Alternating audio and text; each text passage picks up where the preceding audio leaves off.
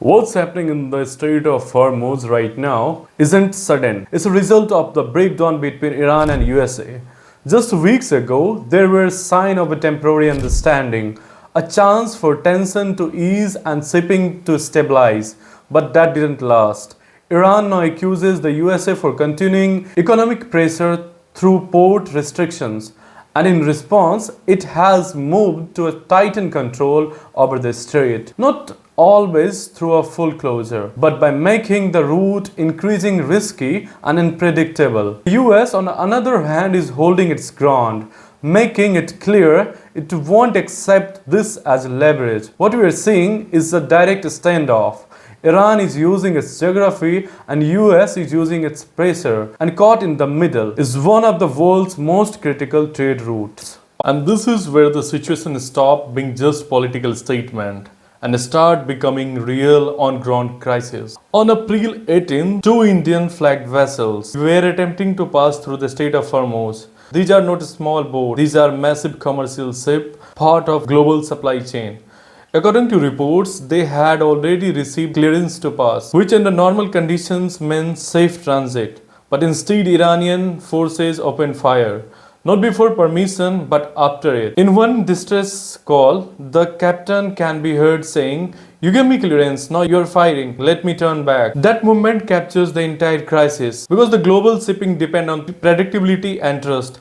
And here that system completely broke down. Both ships were forced to turn back, and this was not just an isolated incident. It was a signal to the entire world that this route is no longer reliable. What this shows is simple: the risk is no longer predictable. Even when rules are followed, even when permission are granted, there is no guarantee of safety. And once unpredictability enters such a narrow and critical route, every ship, every company, and every crew begins reconsider passing through it. And that is exactly what is happening. Before that conflict, around 100 ships passes through this route daily. Now the traffic has dropped by more than 95%. Ships are turning back, delaying routes, or avoiding the region entirely. And what makes that more serious is that even after the ceasefire, the situation is not improved. There was an expectation that shipping would resume, but that hasn't happened. Because the real issue is no longer just conflict, it is trust.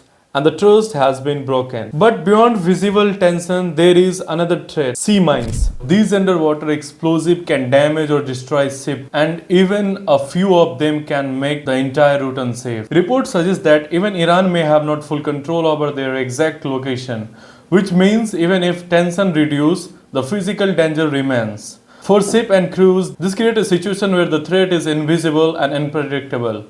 And that alone is enough to stop normal operations.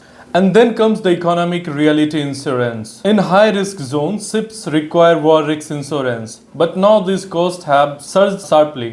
For many companies, sending a ship through this route is no longer financially viable. So even if the route is open, they simply choose not to use it. Because in the global trade, decisions are based on the risk versus cost. And right now, both are too high. And this is where it starts affecting countries like India. India imports a large portion of its oil from this region. So even a small disruption can push global oil prices up and directly increases petrol and diesel prices in India. That then rise transportation cost and eventually affect price of everyday goods. So what's look like a distant conflict can quietly impact daily life. And this leads to the most important point. The Strait of Hormuz does not need to be fully closed to create a crisis. Right now it is technically open, but in reality it is unstable, with firing incidents, sea mines, rising cost, and constant tension. This route is no longer a reliable option for a global trade. And when a trade route becomes unpredictable and expensive, it stops functioning, and even without being officially shut down.